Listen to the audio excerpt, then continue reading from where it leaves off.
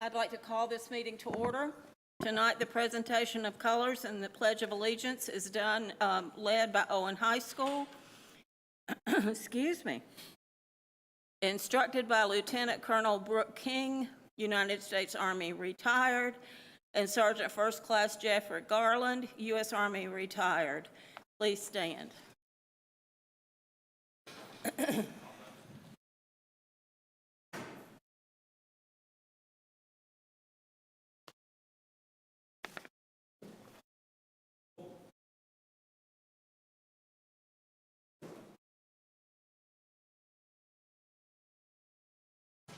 I pledge allegiance to the flag of the United States of America and to the republic for which it stands, one nation, under God, indivisible, with liberty and justice for all.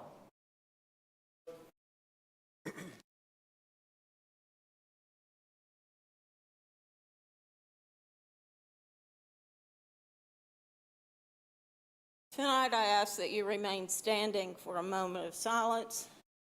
And in that silence, I would like for you to take time to remember the victims of the recent mass violence events across our country, including the students, the staff, and families impacted by the tragedy at Robb Elementary School. The victims and their families are in our thoughts and prayers.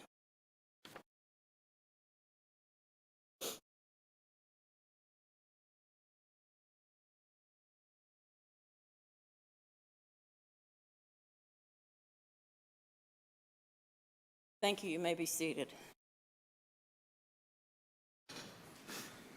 This time I would entertain a motion to approve the agenda. So moved, Madam Chair. Thank you. Second? Second. All those in favor? Aye. Aye. Any opposed? Dr. Baldwin? Thank you, Madam Chair.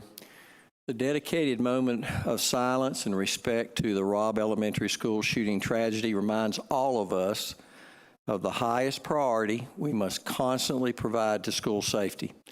Earlier this afternoon, we talked about the many components that are necessary to develop a comprehensive plan for school safety, prevention and mitigation, preparedness, response, and recovery are the four primary phases of emergency and crisis management. We were able to talk about the valuable prevention tool in the See Something, Say Something app, the enhanced mitigation that comes with completing the facility renovations that were recommended through our system-wide safety study, and the timeline for mandatory preparedness drills, including evacuation and reunification. And I think we already have one scheduled for this, for the 22-23 school year. An integrated security system composed of network school cameras was cited to notably strengthen efficiency in a crisis response. And last, but certainly not least, the importance of mental, social, and emotional health supports to address all four phases of crisis management. The 21-22 school year is quickly coming to an end. Next Tuesday, the 7th, is the last day for students and is also an early dismissal. Wednesday is a designated work day for teachers, while Thursday the 9th and Friday the 10th will represent optional work days. Likewise, graduation ceremonies have been scheduled to take place just around the corner. The Progressive Education Program will hold their ceremony tomorrow evening. That will start at 6 o'clock in the Richard Green Theater on the T.C. Robertson campus. Our second graduation will be for community high school seniors, and it'll be held at the Asheville Christian Academy on Wednesday, June the 8th. That will begin at 6 p.m. And then early and middle college will conduct their ceremonies on Friday the 10th at the AB Tech Event Center, and that will also begin at 6 o'clock. So 6 o'clock's the easy one to mark on your calendar. Just make sure you've got the right schools and the locations. On Saturday morning, starting at 9 o'clock, three of our high schools, Inca, Irwin, and Owen, will be graduating seniors outside within their schools' athletic stadiums, And at 11 o'clock in the morning, 3 additional schools will recognize graduates. That's Nesbitt Discovery Academy on the UNCA campus, AC Reynolds High School at Harrah's in downtown Asheville, and the Buncombe County Virtual Academy. They will hold their first graduation ceremony at the Montfort Amphitheater. North Buncombe High School will follow Reynolds at Harrah's beginning at 2 o'clock in the afternoon. And the final ceremony is set for 5 o'clock in Harrah's and will recognize graduates from T.C. Robertson High School. And if you didn't copy something down, missed it, Stacia Harris will make sure that all of this, I think, is already, listed on our website. Good. As year one ends, another begins. Multiple summer school programs and activities will start on Wednesday, June 22nd, and that will extend through August the 10th. More details will be forthcoming later on in the agenda under Good News. I think we're scheduled for that, right, for our current Good News. You have heard me on several occasions reference how challenging the current year's return to full-time in-person instruction has been. I'm so appreciative of the dedicated efforts throughout the entire year our teachers, our administrators, and support staff, both certified and classified, have made to provide a safe and high-quality learning environment for our students. That said, we will be announcing a number of leadership transitions tomorrow morning that reflect the retirements and career changes of several long-serving principals who have been outstanding leaders for our district. At the high school level, those include Ms. Doris Sellers at Reynolds High and Mrs. Meg Turner at Owen High School. I see both of them here. At the middle school level, Mr. Steve Molinari will be retiring from Irwin Middle School. Principals Brian Chandler at West Buncombe Elementary, Debbie Devane at North Buncombe Elementary, Paula Pinkerton at Estes Elementary, and Tina Spay from Glen Arden Elementary will also be leaving their current posts.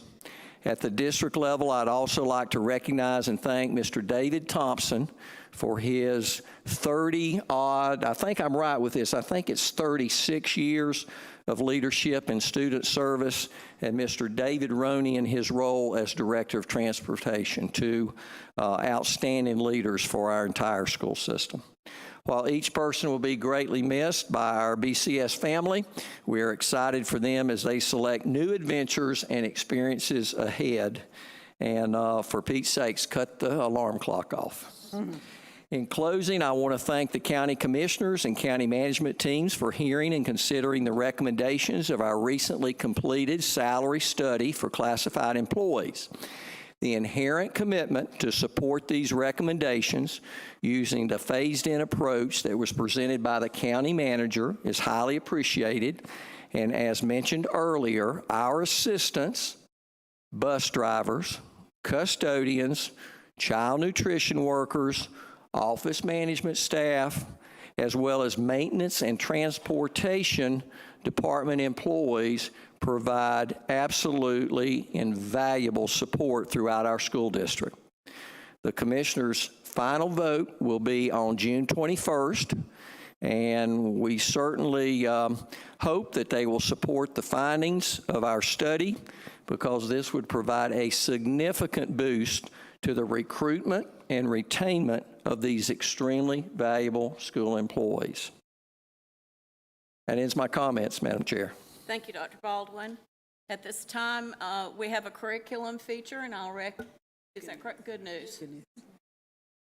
Good evening, Dr. Baldwin, Madam Chair, members of the board. In our Good News feature this evening, we're going to kick it off by welcoming Christy Cheek. She's the director of the BCS Foundation. She's here to provide a year-end roundup of the various incentives, grants, and scholarships that have benefited BCS students and staff.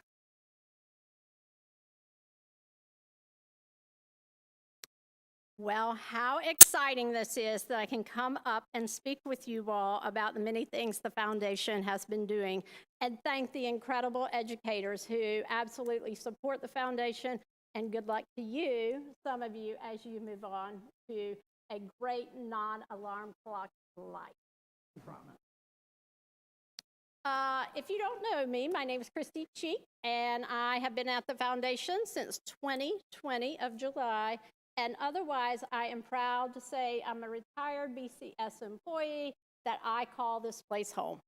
And I just love BCS, and I love all we do, and I'm thankful for the support the foundation can provide as we move forward in what we do. So we're going to talk just a little bit about the power of the donations that the foundation received. The foundation was established in 1984. For some of you, you might remember that. I kind of halfway remember that. But anyway, it really is to strengthen Buncombe County schools and what we do here. So 1984, we have 16 board members of our own.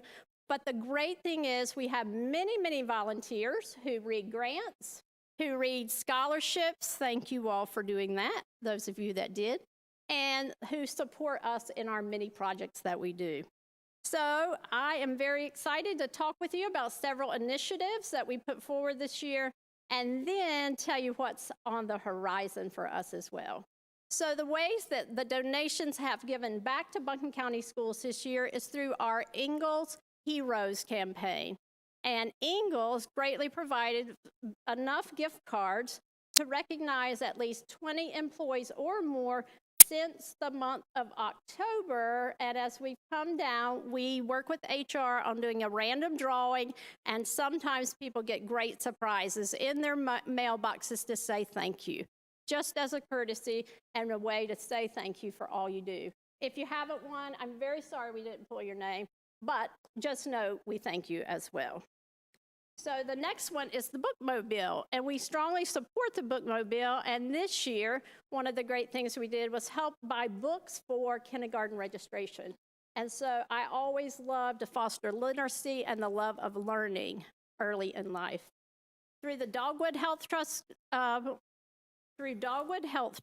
Buncombe County government, Parsac Financial, and others, we have assisted the Student Resource Center and those families by buying everything from beds to hopefully getting a van soon, and then just a number. I went to the bank one time and got $3,000 worth of quarters so we could put them in laundry bags so homeless families would have those to use. So that's quite a treat to go to the bank and get $3,000 worth of quarters, let me just say. But anyway, what a wonderful program. Also, we support the new Teacher of the Year program, whether it be through refreshments or any kind of swag we can offer them. Certainly, we want to keep our teachers in Buncombe County schools. The next, of course, we support the Teacher of the Year program, and thanks to Home Trust Bank for this $2,000 award is going to our Teacher of the Year. We will do that again when we get ready to name the new Teacher of the Year. And $2,000 for our Principal of the Year, thanks to First Citizens Bank. And again, when that's named, we'll do that again as well. We gave out 35 Innovative Educator Grants for a total of right under $35,000. But here was the need. We had over $150,000 in grant requests, and so the need is huge. So if anyone would like to put their donor hats on and give us more money for grants, we graciously would accept it to help our teachers and educators in the system. And also, we're very, very thrilled with student scholarships. To think about encouraging hopes and dreams of students, that is always fun and exciting. This year, we had 109 scholarships at a total of $338,500. But by the time we do our renewals, it'll be over $400,000 that are going into Buncombe County School students to extend their learning. So that's very, very exciting as well. And on May 3rd, we had a great celebration to thank our amazing educators in Buncombe County Schools. Whether it was our Teachers of the Year, our Principals of the Year, thinking about how we could support our counselors and social workers of the year and our school nurses, what we do is try to provide those thank yous just for our talented support. So I say thank you always for supporting all that you do. And what's on the horizon, next year, of course, we'll work for additional grant funding. We have new scholarships that are going to be available for schools. We definitely know that there's some work to be done with STEM, and so we hope to support that curriculum effort and our continued educator support as well. But this is the most exciting thing. We will kick off a brand new scholarship program called Smart Scholars. It is definitely in line with the skilled trades in the 6 skilled trades areas that are recognized, and students can participate by going either to a trade school, on-the-job training, apprenticeship, or whatever they will need to assist us in building our economy and helping our workforce grow. So more to come on Smart Scholars. We're very, very excited that this is coming, and just watch for more information on it. I really thank Buncombe County Schools. You are my family too, and the foundation family, and certainly it is an honor and a privilege to serve in this role. Thank you.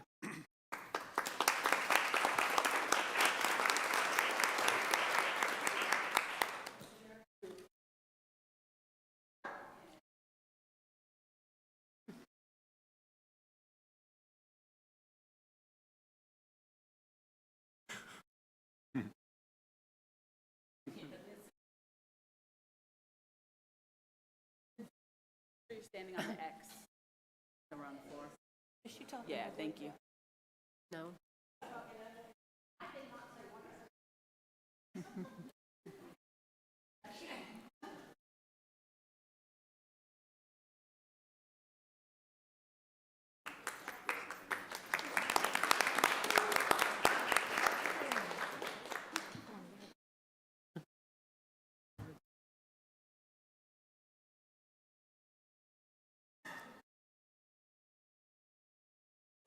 Had to make sure my good news was still here. For our next item of good news this evening, we want to recognize Estes Elementary School. They're a Leader in Me school, and they've recently earned the prestigious Lighthouse certification. We'll invite Ms. Swanger and Principal Pinkerton up to the podium now to tell us more about this certification and recognize everyone who played a role in finalizing this rigorous application. Thank you. Good evening. And rigorous application is definitely what we saw in the work that the Estes Lighthouse team did to prepare as a Leader in Me national school. They have worked so tirelessly on making leadership availability to all students. And I have to tell you a couple of quotes on their walls if you haven't been to Estes Elementary. This one struck me. Be somebody who makes everybody feel like a somebody. And that speaks to the heart of Estes Elementary. So I'm going to ask Dr. Pinkerton to tell you how everyone is a leader at Estes and how they are a national school called a Lighthouse School.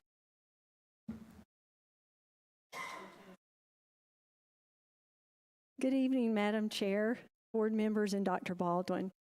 Thank you for recognizing Estes this evening as a Leader in Me Lighthouse certified school.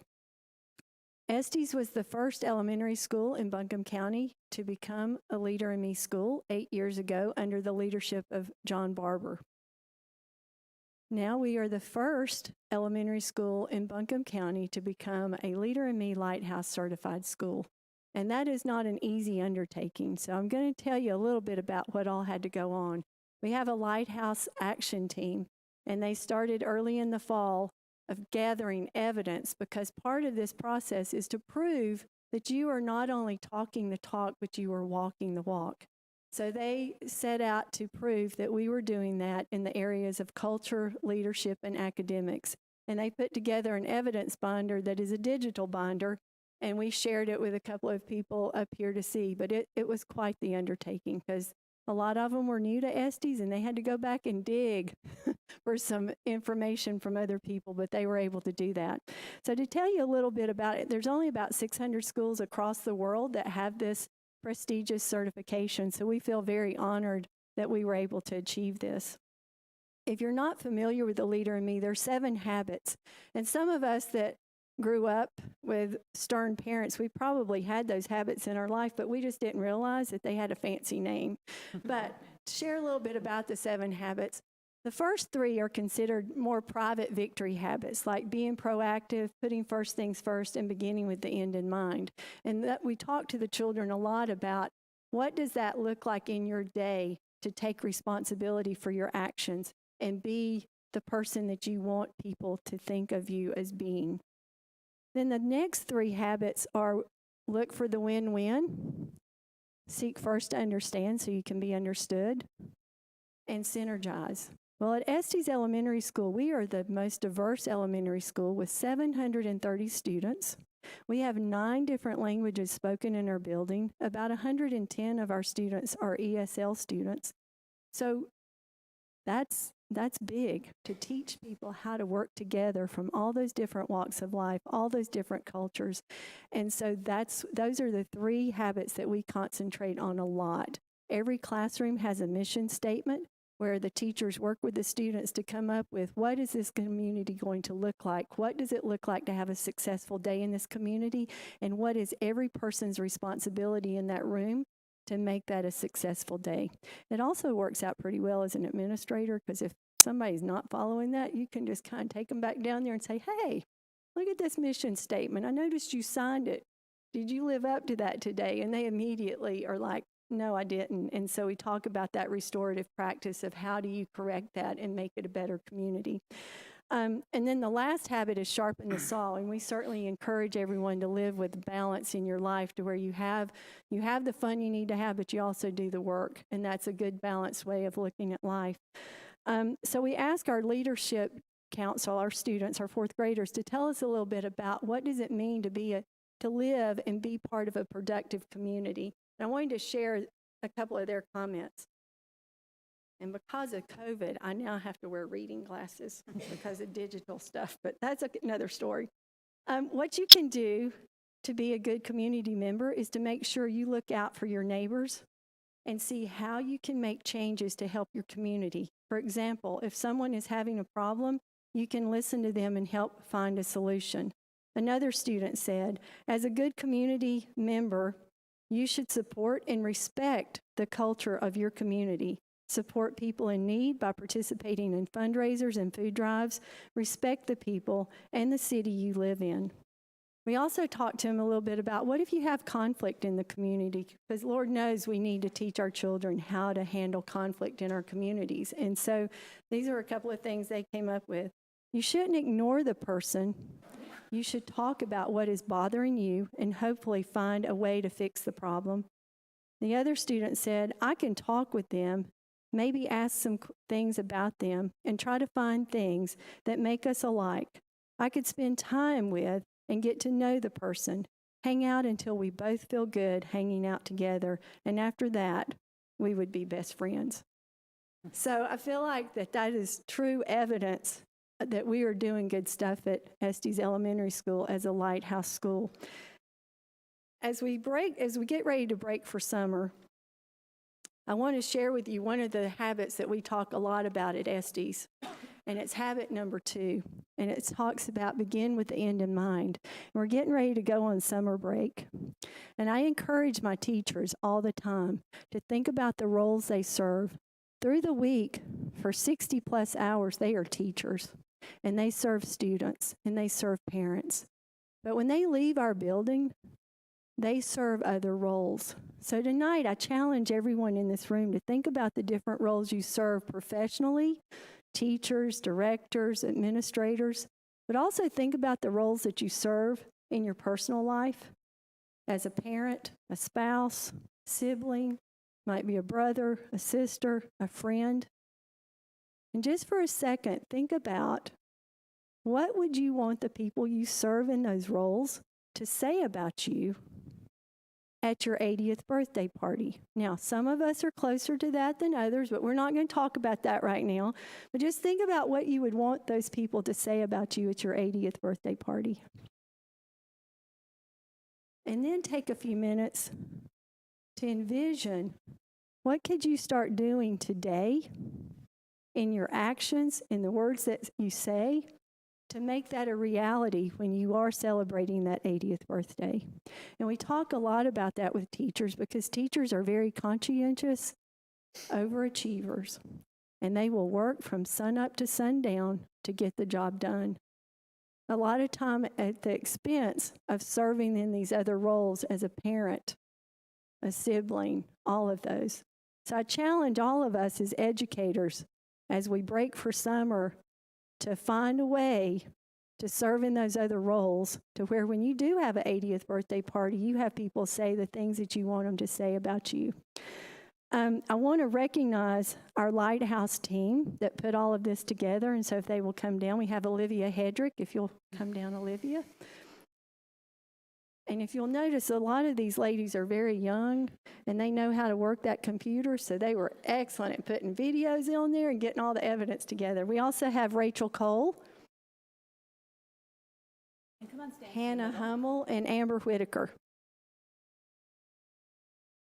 There were a few others on our team, but they were not able to make it tonight. They met tirelessly throughout the year to put this together, and then on the big day, they helped organize everything.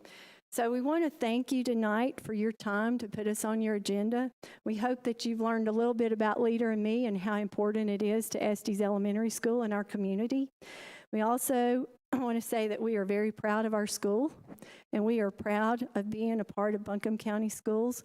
And if you live in if you teach in the T.C. Robertson district, you end everything you say with "Go Rams."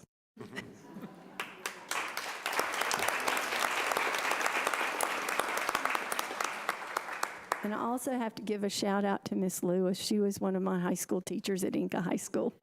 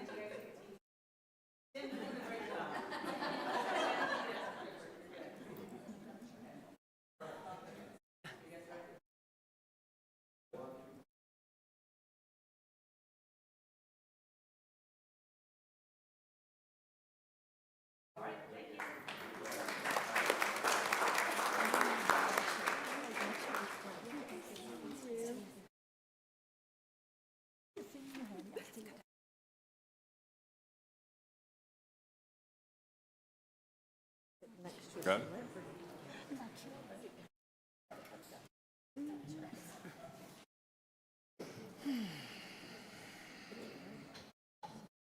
Have the sign figured out? That concludes good news. Thank you. Thank you very much. Now, if I'm reading my agenda correctly, it is time for... The curriculum feature. Yeah. That'd be real good. USD staff, we're proud of you. Dr. Baldwin did a perfect lead-in with our curriculum feature. We know that school is officially over on June 7th, but we have wonderful summer opportunities, K through 12, starting June 22nd.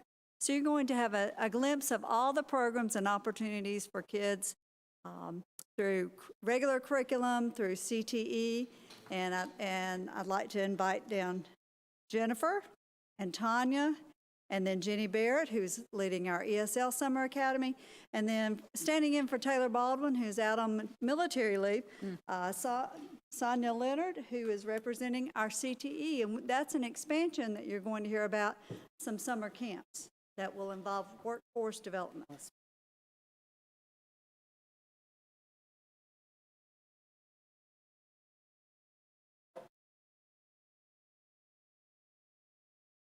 Good evening, Madam Chair, Dr. Baldwin, and board members. We'd like to take this opportunity tonight to give you just a glimpse and highlight some of our summer programming that we do have going on, and very thankful tonight that we do have some COVID relief funds that have allowed this to happen and help us to recoup some of the learning loss that we know that we've had with students due to COVID-19. So in this overview, just know that we do have a summer reading camp, and I don't want to read this to you, but you can take a look at it. We have a Summer Academy kindergarten through 12th grade program. We have an EL Summer Bridge program, which is brand new to us this summer due to some differing PRC money that came in through ESSER.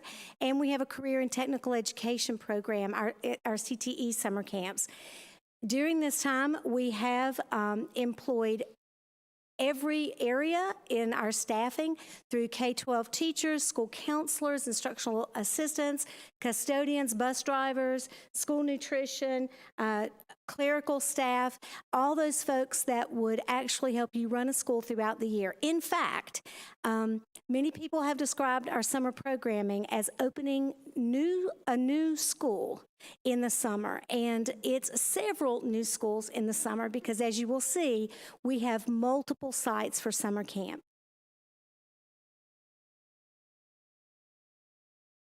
Good evening. I'll be talking to you a little bit about Read to Achieve Summer Camp. Summer Camp is not new. In fact, it started way back when the Read to Achieve legislation began.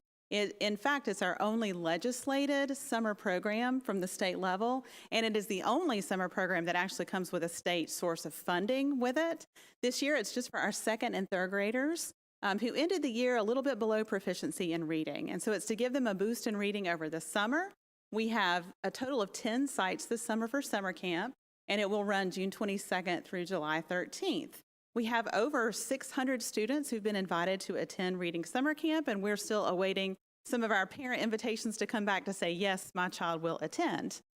We will be measuring student success with a lot of the same measures that we use during the school year through the use of our universal screening assessments, and we call that DIBELS 8th edition. We'll also be administering only to third graders our Read to Achieve test, again, at the end of summer reading camp, to see if they've grown in proficiency and met a Read to Achieve pathway. And I'm going to pass it on to Ms. Robinson to tell you a little bit more about our summer academy programs. So our Summer Academy is really going to be the summer problem-based learning, and this will be for our students K-1 and then 4 through 8. And problem-based learning, much like we did last summer, will take on brand new problems, things like sensible habitats, hermit crabs, care in kindergarten classes, earthquake recovery. It's going to be a lot of hands-on experiences for our students, of course with the emphasis of reading and math, because we know that is where our learning losses come.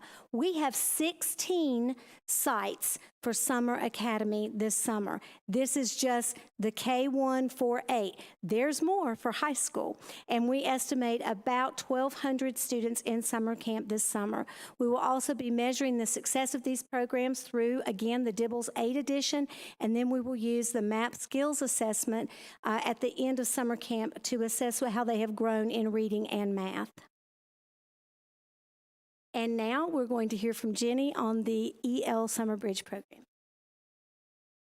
The EL Summer Bridge is funded from a competitive grant. The state took a reserve off the top of ESSER funds that came from the Department of Ed, and they've sent them to us in little buckets of money. And EL Summer School is PRC 176, and it is to select a group of students that has been more negatively impacted by COVID than some of our other subgroups of children, to give them 50 hours of instruction, both enrichment and in targeted skills. And a curriculum team, we decided that we were going to focus our ESL students, mainly those students that are in the first 4 years of being in our country. Just a side note, we had 200 newcomers this year in our school system. So hopefully we are targeting many of them. It'll be run for 50 hours of camp, which is about 2.5 weeks of camp. And we are doing an immigration unit. It'll be hands-on, and then we're also having music, art, and PE as enrichment parts of that.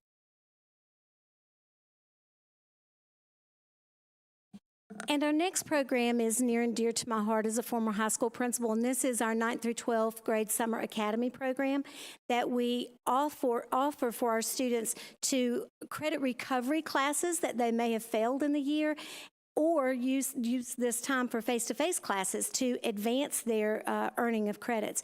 And it is wonderful in this program this summer and last summer because we could offer transportation for those students. We also offer some half-day programs for those students, so we're not interfering with their work in the afternoon if they choose to work in the afternoon. And it does give students an opportunity to catch up and possibly be promoted, or some to graduate. Last summer, it's just amazing to think that our students earned 770 additional credits last summer, and we graduated 55 seniors at the end of Summer Academy that would not have been graduated without this effort. And so this is huge. We will serve approximately 500 students at 2 sites, AC Reynolds and Clyde A. Irwin, and just really excited about this program for our high schools. Next, we'll hear about our career and technical education summer camps. Good evening. So we have some exciting camps this summer. We've got 11 camps, different sites, 4 weeks. Very focused on, we mostly recruited to rising 6th through 9th, and we're going to serve about 500 students. We are very focused on industry partners, exposing students to careers, lots of hands-on activity. I was at Cane Creek today, and we already have 76 students enrolled in the cookie camp. They're going to learn to bake cookies, what it's like to run a business, and then how they market it. So we'll invite industry partners in. Kids are going out. A lot of really exciting stuff. And anyone that wants to stop by, we'd love to have you come by and visit the camps and see what's going on. Thank you. Count me in for the cookie camp. I'm there. And last but certainly not least, the fuel behind this and the impact is all about our teachers and our staff who volunteer to work and, of course, get paid for their work this summer. But we know that we can't ever underestimate the power of a great teacher. So we're thankful for our staff who've applied to work this summer, and we know that children's lives will be positively impacted, and it will give them a lift and help them be ready to tackle the 22-23 school year ahead. So do you have any questions for us? Do you have questions? Okay, thank you very much. Thank you. Thank you. Thank you.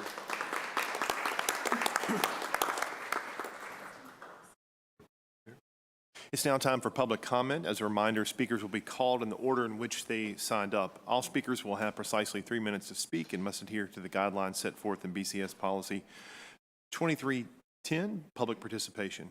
Please be respectful. Please refrain from profane language, making threats, or revealing confidential student or staff information. Please address the board as a whole, and please note that the board will not be able to respond to comment directly. Thank you. Madam Chair, tonight we have 6 public comments. The first is Amber Meredith.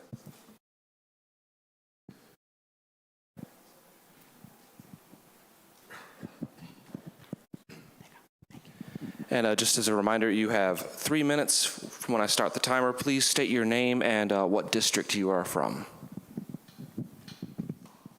My name is Amber Meredith, and I am here to represent Owen District. My name is Amber Meredith, and I stand before you today as a proud mixed Indigenous woman. I am from the Red Bottom Band of the Assiniboine Nation and an Ashkenazi Jewish descendant of the tribe of Levi. I am the mother of a rising second grade student, retiring PTO president, and concerned citizen. I am here to express a laundry list of concerns that need to be handled sooner or later. The food is first and foremost. Just since spring break, I have witnessed a major deficit in proper serving sizes, quality, and nutrition. More often than not, children across the county are fed empty calories, no fresh produce, and food riddled with mold and/or freezer-burnt food. Children shouldn't be opening orange juice to find green slushes full of mold. There is absolutely no excuse for us to be living in such a proud agricultural and farming community. Second, our teacher support and funding, as well as wages. Many teachers across the county are forced to do the job of 2 to 3 people without pay raises to reflect. The average teacher in North Carolina currently makes thousands of dollars less than a cashier at Chipotle.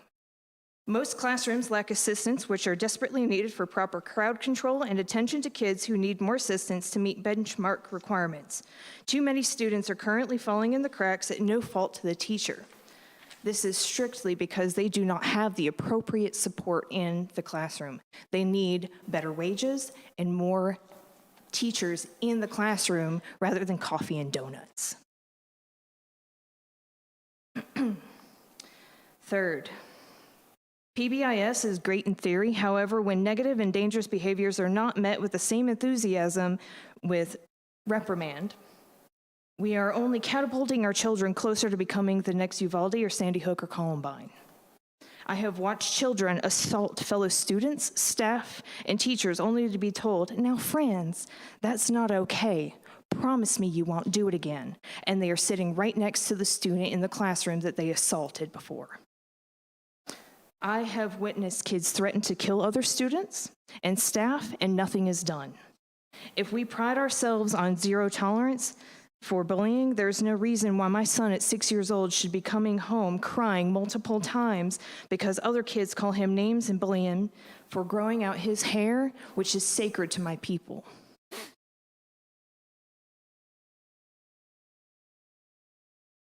If our children are our future, we need to invest in them. Parents, we need to invest more time with our children to teach them to be better humans. School board, we need to invest more time, energy, and resources into properly supporting our teachers. Thank you.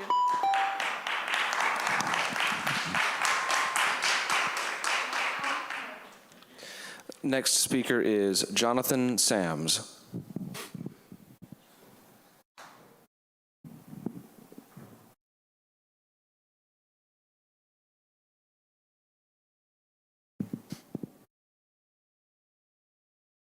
My name is Jonathan Sams. I live in the North Buncombe district. And I'd like to say I love Buncombe County, but I do not love what she has become. Scripture says, "Blessed is the nation whose God is the Lord."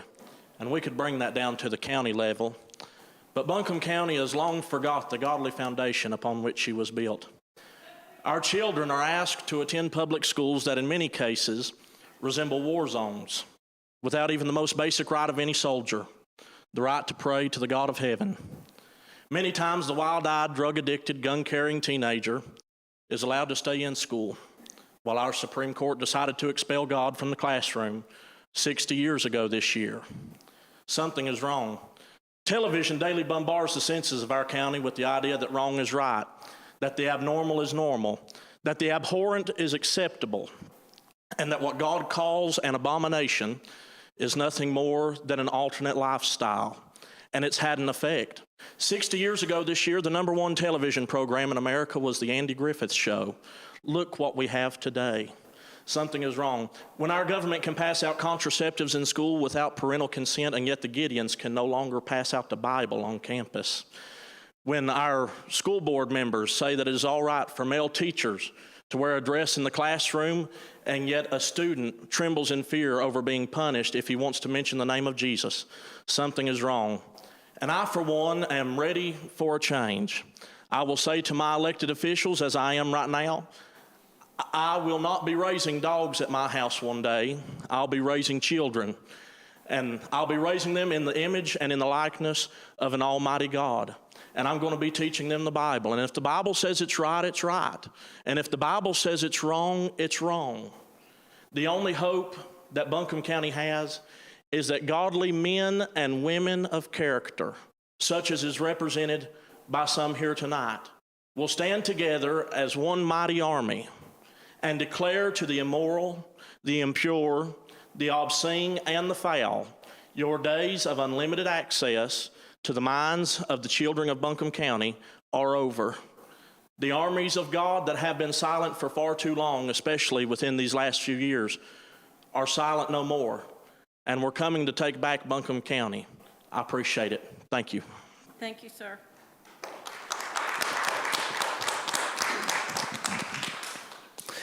Eric Sams.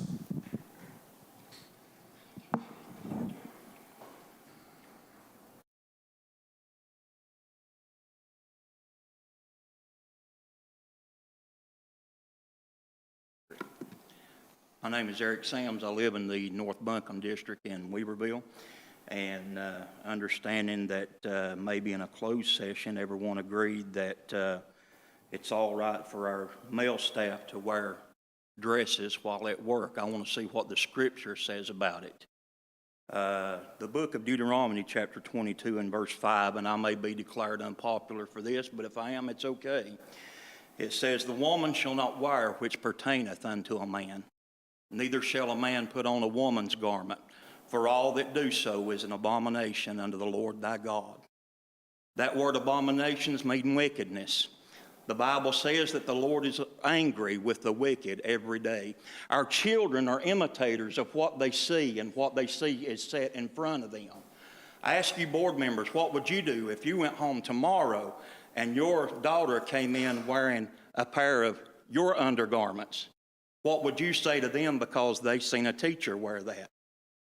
The access to the minds of our children is a precious thing today. And you know what the scripture says? It says that it is better for a millstone to be cast about your neck and you cast in the depths of the sea than to offend one of my little ones. Now, the people may not hold you accountable. The voters may not hold you accountable, but one day we'll stand before an almighty God, and He will hold you accountable for the things that we've done. And because you've set these things in front of our children, that they can see, and we've brought this an abomination unto their eyes and that they can see, we'll be held accountable for that one day. Thank you very much. Thank you, sir.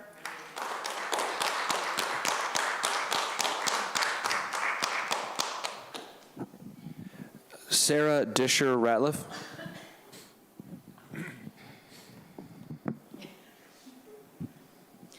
Hi, I'm Sarah Disher Ratliff. I'm in the Reynolds District. Nelson Mandela may have said it best: there can be no keener revelation of a society's soul than the way it treats its children. As a parent and as a potential board member, the events of the past week spoke to my very soul. I found myself asking so many questions, searching for the why, but whether it was cynicism or just realism kicking in, the why turned quickly into a how. How can we fix this? More importantly, how can we ensure that this does not happen here? I found myself speaking with professionals within law enforcement, security, researching protocols and other state and county guidelines. After taking in all of this information, I came to one conclusion. Having an SRO, or at the very least, a retired officer with SRO training present at every BCS campus is a necessity. In tonight's agenda, you've approved $188,000 for unarmed security guards at a few campuses. And while these individuals may act as a deterrent, they are not trained, equipped, or compensated to handle an active shooter situation. Given the rural setting of many of our school locations, the response time for law enforcement would be well outside of the time frame needed to stop an active situation. That is simply unacceptable. I expect the board to complete a full vulnerability assessment for all BCS facilities and to implore the Sheriff's Department to provide SROs for all of them during every hour a student or faculty member is present. This is about the safety and well-being of our children and staff. Parents in the district send their kids to school daily and have the expectation that they will come home safe and unharmed. This is a reasonable expectation. It's up to the board and to the sheriff to implement a plan to achieve this expectation every single day. Regardless of politics, I would hope that all parties could agree that this issue has to be addressed. Do not come back to parents and claim you're unable to meet this requirement due to money. Find it, raise it, lobby it. Find a way to use COVID funds, because the amount of mental stress that's put on our children, that right there covers a lot of that. Regardless, do what you have to do to protect the next generation from the evil that seems to be hiding in plain sight. At the very least, we owe that to the children in this district.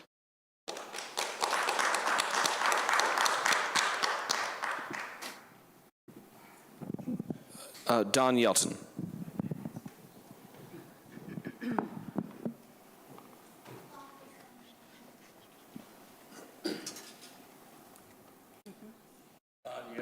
Buncombe, and I think North Buncombe's lining up going through Weaverville, going to Greensboro for a ball deal, and that wasn't mentioned here tonight, okay? So I'll mention it for North Buncombe, you North Buncombe folks. I'm sitting here and I'm looking at education. Oh, we're supposed to be so smart. We're supposed to know it all. Why have we let the schools get in the shape they're in as far as security, folks? Where's your head been for the last 5, 6, 8 years since Colorado happened? I don't know. What are you doing? I can tell you what you're doing. You're playing important positions. You're not looking at the knowledge. And I want you to think about what I'm saying. What does it say when a little boy or a girl starts misbehaving? What are you supposed to do to them? Oh, honey, that's all right. Go on over there, do what you want to do. And then he goes to a Walmart, and he gets down on the floor, and he's laying there. Ah! And the mother walks off because she's embarrassed. He does it in the classroom, and the teachers can't control him because they don't have the backing of the principal and the administration. And you want to know where your problems are at in school? You're not teaching anybody respect. My dad busted my butt twice in life. And I will tell you, don't tell me it don't work. Because when I misbehaved, I made darn sure I was in the next county over. You're not doing discipline at all. Parents are not. My brother one time said, I don't want anybody telling my child what to do at school. My brother died as an alcoholic with that attitude, folks.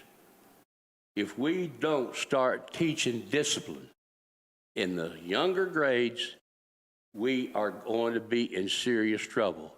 Because what do I see when I go to the county commissioners meeting? $70 million bond floated. We got to have more money here. We got to have more money there. We got to have more money there. They're going to run out of your money, folks, real quick. You got to take what you got and make it count. You don't buy good teachers. You don't buy loyalty. Good teachers are born. I had some that I didn't really get along with. Some we called Possum Willis. But I showed respect for her because I behaved. You know Possum Willis. So I'm telling you, you got to go back to respect. Start addressing the real root cause, and it's discipline. You don't have it in school. You don't have it at home. Who should set the example? Those well-educated people that can see through everything. Am I looking at them or not?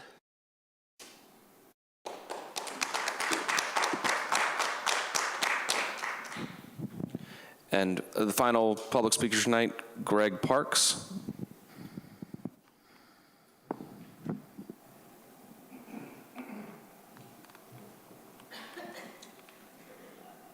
Great. Greg Parks, Irwin District. A little bit of a rough night going on here, huh? I don't know why anybody would want to sit on this board, but I guess I'm one of those that's going to try that one day. So what I'm hearing tonight here, right off the bat, a lot of issues. School safety, teacher pay, poor food in the school systems, curriculums that nobody likes. It's there. It's all there. We all own that. We own it. You own it. We got to fix it. Let's talk about school safety.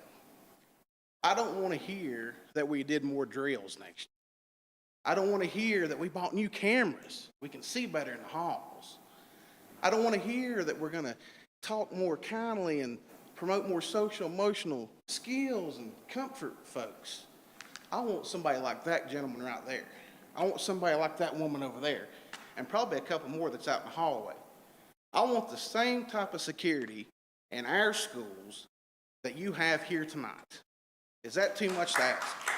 I want the attackers out there to know that as a board member on this board and in my school system, you set foot on that campus, you're getting taken out. You ain't gonna open the door and welcome you in. We ain't just gonna hide behind our cameras and have more drills. You don't come to our schools. You don't come to our school system. And we need to start making that clear. And you need to do that. If you're not, in 5 months, there's an opportunity for 3 of you to no longer be sitting in those seats. And if you think it can't happen, the person that was sitting in those seats before you thought the same thing. It can happen. It will happen. It's just a matter of time. It may not be this election, but it'll be the next one. And you need to start remembering that. And the Madam Chairman made a good comment a few weeks ago. She told all the teachers up here that was asking for more pay and more respect to go to your county commissioner meeting, put on your Sunday finest clothes, and tell those people you elected what you want. Well, take her advice and listen to what we're telling you as our elected officials. She set the example right there. But safety has to be number one. And people's got to know we don't play games in Buncombe County. And that's what you'll get if I'm sitting in that Irwin District seat come November election. Thank you. Thank you, sir.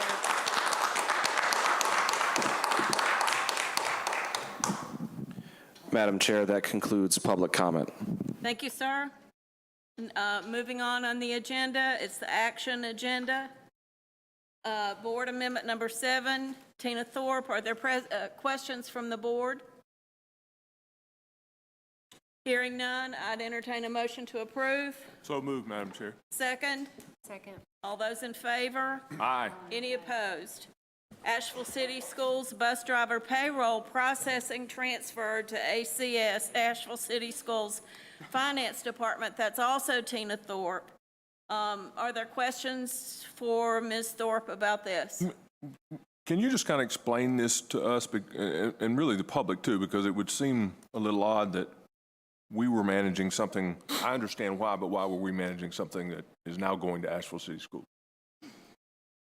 Many years ago, it was put in place, and Buncombe County Schools is unique. We are the only LEA that has the city school buses payroll running through the county payroll system. And so we are working jointly with Asheville City Schools, Georgia Harvey, and their finance team to make this transition very smooth. And because they clock in and clock out over at Asheville City, and they would send the time to us, and then we would process it just a roundabout way. And we're trying to streamline it and get everything smooth, and they manage it all, and they can run it through their payroll system and manage their own employees' time and everything. So does that mean they will also be then hiring their own bus drivers, which I understand that we've been doing up to now? Yes, they will manage all of that process of getting the CDLs taken care of and all the steps involved. We still will have the mechanics. We still work on the buses. We have the garage. We will manage that part of it as usual for the buses and the mechanical work. So we'll still manage the buses. They'll be managing the drivers. Correct. And you anticipate that that's, obviously you don't make the recommendation if you don't, if this isn't going to be better. This will be a lot better for both systems, and both finance officers are in full support of this. Thank you. Thank you. Other questions?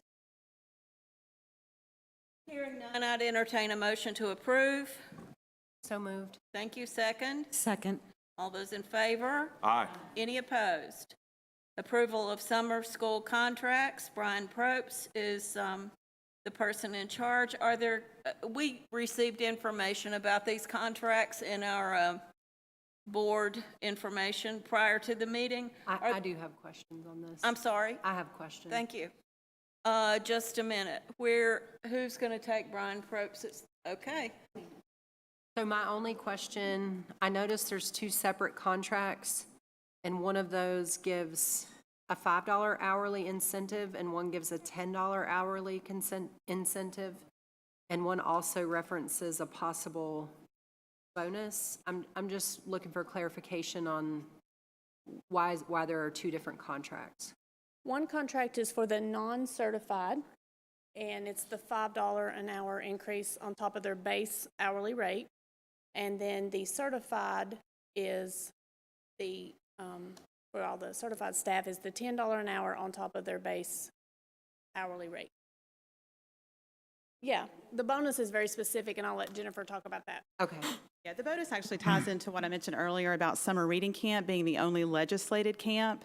So in that particular legislation, it offers a signing bonus for any teacher who teaches summer reading camp who has earned a past performance bonus from the state of North Carolina for reading. Okay. And are there 2, I believe last summer we had 2 different sessions. It looked like from your presentation that there's just 1 session this year, is that right? That's correct. So Summer Academy has 1 session, but then the CTE camps and the EL Summer Bridge run at different times throughout the summer. So this $1,200 bonus is just for only The second and reading third camp. grade summer reading camp, and only for teachers who qualify based on that past performance bonus in reading. Okay, thank you. Other questions? Hearing none, I need a motion to approve. So moved, Madam Chair. Thank you. Second? Second. All those in favor? Aye. Any opposed? Owen High School, use of capital outlay athletic allotment. Questions for these people, Lisa Sharp and a school representative? Huh? It's pretty straightforward, Madam Chair. Sorry? I don't have one. It's pretty We don't straightforward. have any? Okay. Then I need a motion to approve. So moved. Second? Second. All those in favor? Aye. Any opposed? Hall Creek Elementary School additions and renovations project, approval of change order. Questions for Tim Fearley? Yes. Okay, Mr. Fearley. You're not holding a banner. He is a banner.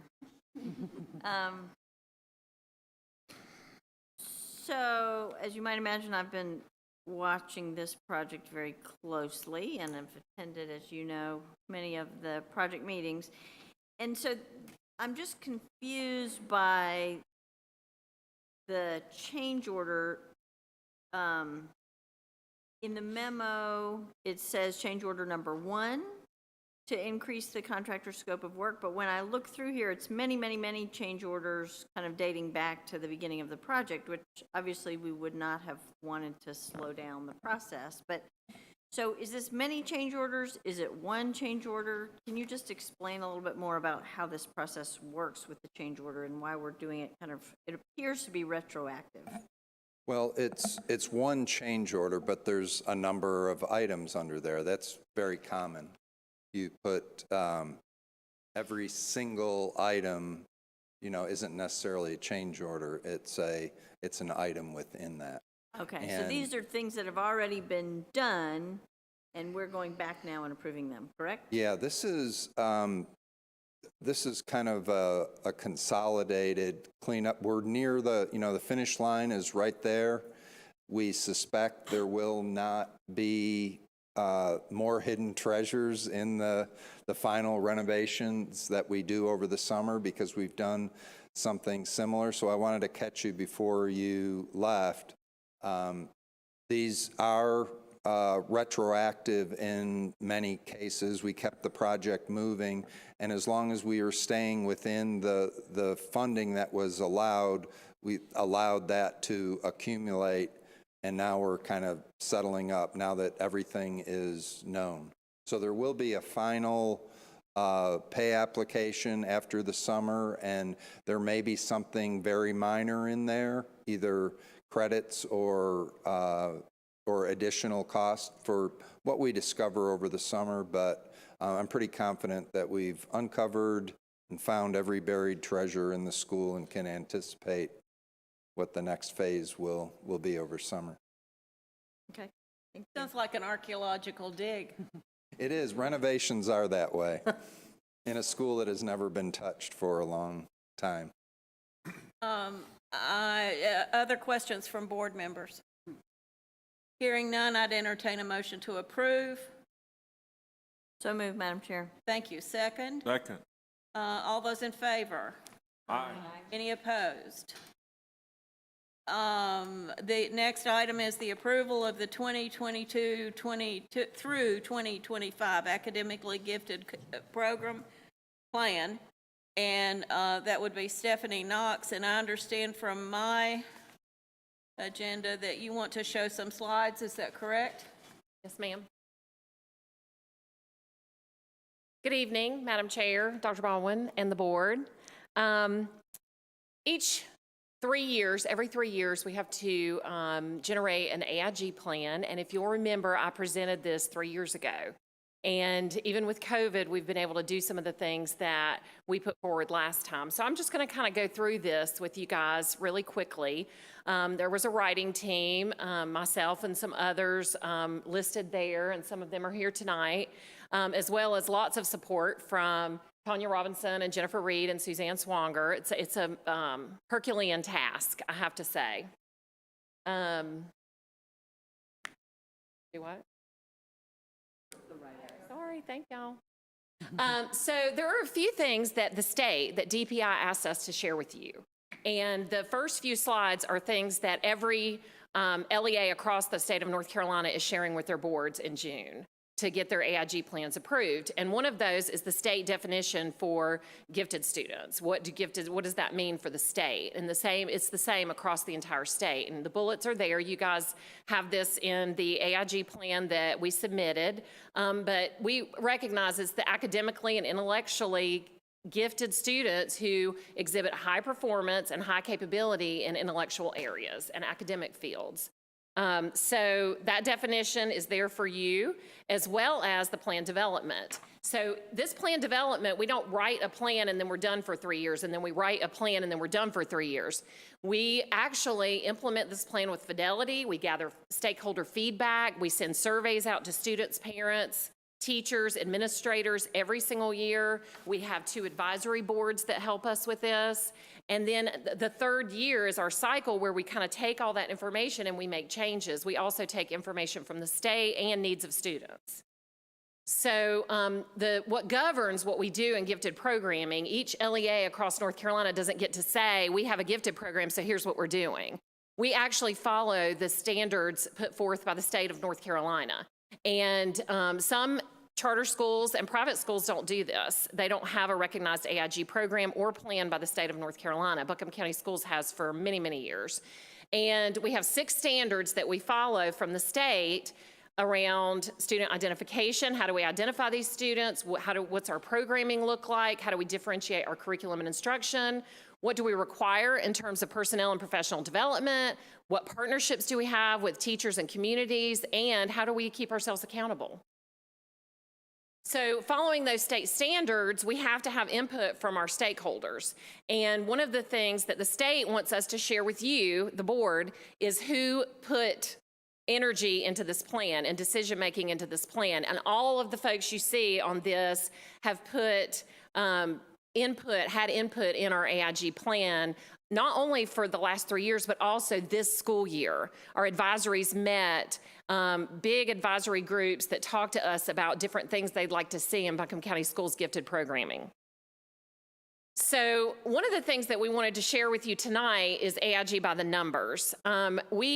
Our state funding is based on 4% of average daily membership. It is not based on identified AIG students.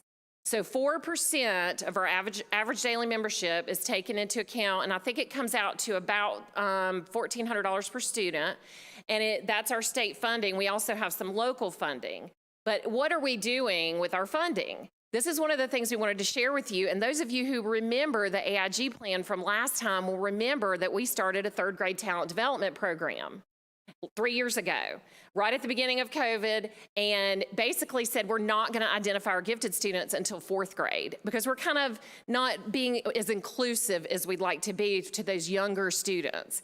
And so talent development is a program that we do in Buncombe County Schools where we try to recognize, nurture, and find talent in 3rd graders. We do that in 1st and 2nd as well, but we just felt like we needed that extra year.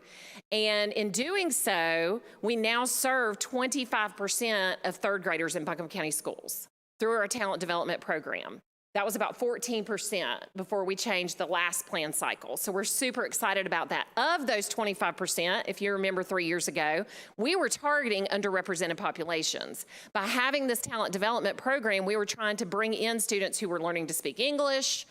For whatever reason, we weren't capturing them. Well, of that 25%, we sent a survey out to our AIG specialists. 20% of those students come from what we call underrepresented populations in gifted programming.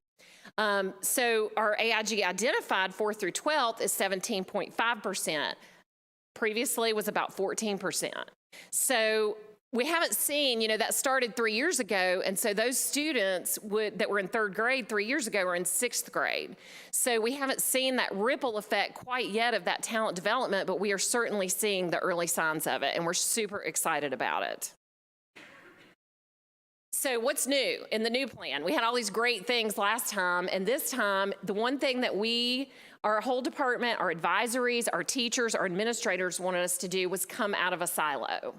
So instead of being AIG out here in the silo and we're going to let these gifted students come to us, we're not going to be out here anymore. We're getting on the carousel. We're joining you. We want to find talent. We want to be talent scouts. We want to find these students that show this potential, that have these sparks and have barriers to why they're not making it to us.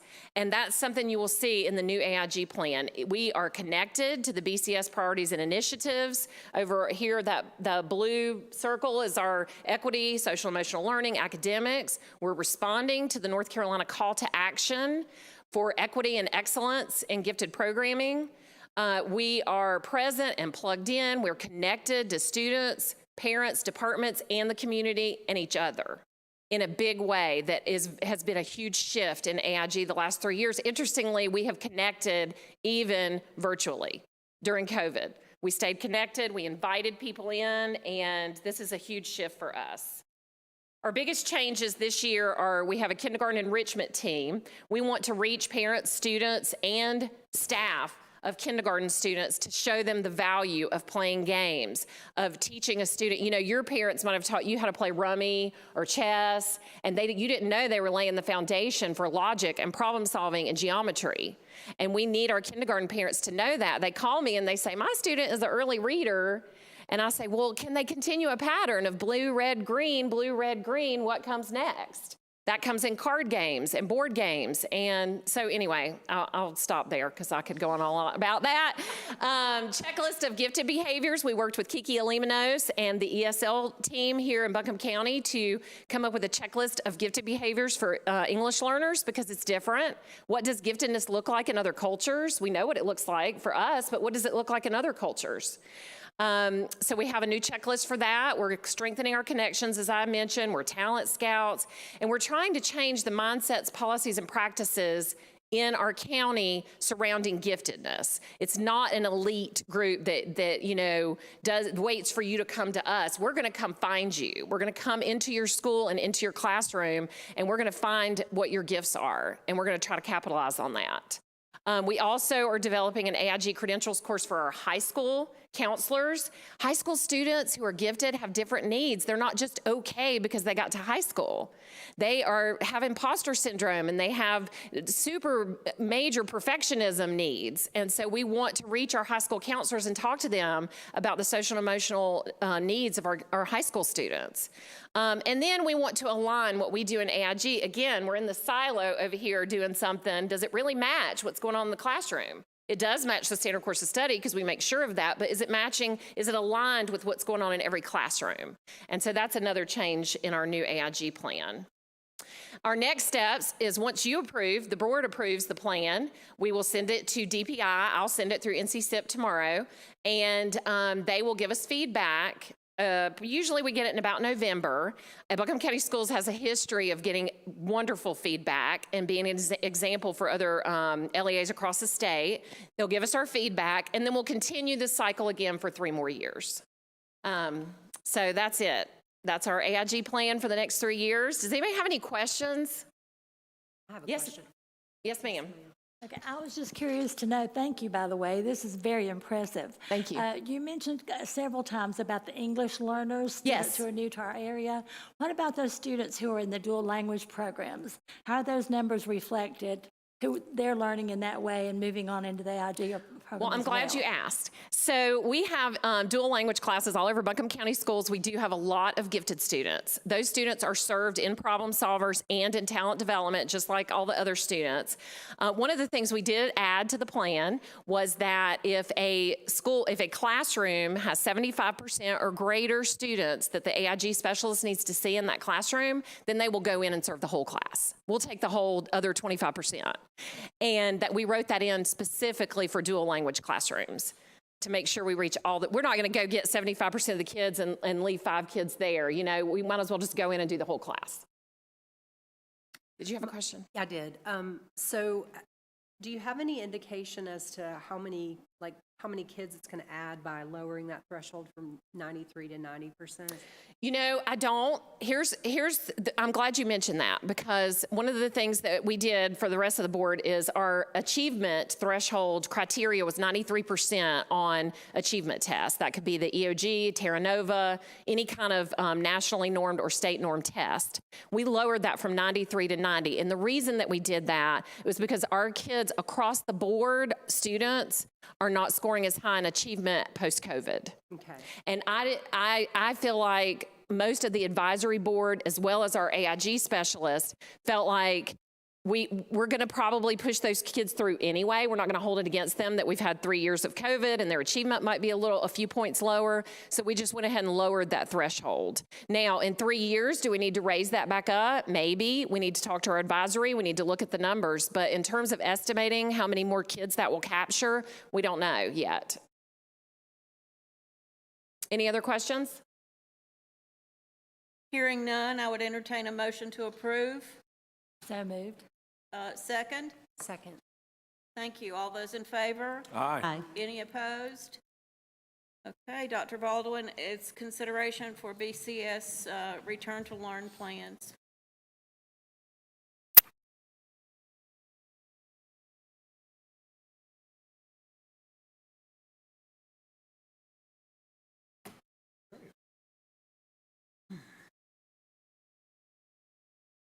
Well, here we are again.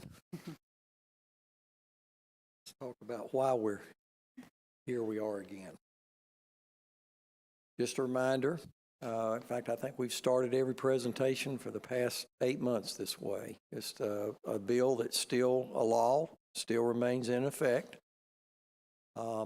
regarding a requirement of school boards to meet at least once a month. So this will take care of our June month, correct, Mr. Shatley? And this is the last time you got to do it. I'm glad to hear that. But we do have summer school starting, so I think it's relevant. Just a reminder again, and again, I applaud the board. I said this every presentation, that from the beginning, you established a set of metrics to make your decisions upon. It just wasn't a subjective, let's roll through this and let's take a quick vote. We've stayed with the metrics. We've looked at the numbers. The board made your decision based upon those numbers. Again, there are really two significant areas that you looked at in those metrics. And the first was the looking for any type of significant increase over a 14-day span regarding new COVID cases, both staff and students. We talked about somewhat of a dilemma over the most recent months because of the amount of home tests, and not necessarily a guarantee that if someone was testing positive that we would receive that information back, especially with the use of the home test. I can tell you over the month from May the 5th through June the 2nd, just to give you a number, we've had 116 employees over that entire month that have reported positive COVIDs. Over the entire month, we've had a report of 252 students. Again, that's spread out over a 4-week span. We've not seen that significant bump, although the most recent version of COVID, I think, since it did go through central office over the past 4 weeks in some form or fashion, that it is very quick, rapid onset, and I guess the good news is the recovery at least appears to be much quicker than previous form. And the second large area in terms of your metrics, and this was based upon both the National Department of Health and Human Services and our state Department of Health and Human Services, and that is looking specifically at the new COVID admissions in hospitals per 100,000, and then the percent of staffed inpatient beds occupied by COVID-19 patients. So again, we've looked at this. We looked at these particular areas of data both months. And you can see that Buncombe County, and this is specific to Buncombe, for that period of time, and we're looking at these 7-day averages, so think in terms of the numbers in 7 days. The COVID cases per 100,000 for Buncombe County, 163.1. That falls under the fewer than 200. The COVID hospital admissions, 2.2, again falls under the 10%, and then the percentage of staffed inpatient beds in use by patients with confirmed COVID-19, that bed utilization at 2.7, again falling under those most the least restrictive areas, and we fall well below those. So with that said, looking at the numbers, looking at the data, comparing them to the metrics we put in place, it's our recommendation from district leadership that we maintain the mask optional face covering guidelines. It was approved by you, the board, on May 5th, 2022. And I'm going to add this antidote. It's been really interesting to be here at and walking through the Nesbitt Discovery Academy because there's when people talk with me, well, you don't even have masks in the school. No one's wearing masks. What is so interesting is I would probably say 50 to 60% of our students here at Nesbitt Discovery Academy continue to wear their mask. Probably a similar percentage of faculty and staff. So it's being done. If you recall, when we first talked about this, my number one concern was back to the respect issue, respect for your choice. And I'm proud to report that our students are highly respectful, both those wearing the mask and those that have opted not to wear the mask. So this has been a wonderful area to actually see it in action for Buncombe County School students and staff. So that's my recommendation, Madam Chair. Thank you. Do I have a motion to accept this recommendation? So moved, Madam Chair. Thank you. A second? Second. All those in favor? Aye. Aye. Any opposed? Next item on the agenda is the consent agenda. The minutes from May 5, 2022, special call meeting. Minutes from May 5, 2022, regular session. The personnel report. The approval of 2021-2022 facilities report. Renewal of driver's education contract with Mountain Professionals for 22-23. Renewal security guard. Security card. Renewal of security guard services contract for 2022-23. Sole source procurement request. Imagine Learning. Sole source procurement request. Notable Incorporated. Sole source procurement request. Seesaw Learning. And sole source procurement request. Apple NC Inc. Student parking fees. North Buncombe High School request to change banking institution. Weaverville Elementary School request to change banking institution. Approval of board member training credits. 2022-2023 CTE local plan approval, and Buncombe County Schools District mental health plan. Could I get a motion to approve all that, please? So moved. Thank you. Don't laugh because I got tongue-tied. Could I get a second? I was getting ready to congratulate you for getting through that whole long list. I'll second. Okay, all those in favor? Aye. Any opposed? Our next meeting. Madam Chair, can I take a moment? Certainly. Mr. Remington, my neighbor, I believe you have one of your scouts here with you. Could you introduce us to the young man and tell us, you've told me before, but I believe this is part of a badge project. Tell us what's going on. Please come up to the podium. Can you come to the microphone where we can hear you? Dale lives across the street from me. You have our condolences. I get voted the worst neighbor on the street annually, so. No, it's Scoutmaster Troop 101, and Warren here is working on becoming an Eagle Scout. And one of the requirements that is the citizenship and community merit badge that he's working on tonight, which means he needs to come to a public meeting, listen to debate, look at the two sides of issues, and then discuss with me afterwards what he's heard, how he would, where he comes down on things. And And he also would like to, another part of that is he's looking at an issue important to the community. And definitely what we heard tonight was definitely the school safety issue is this issue he brought to me.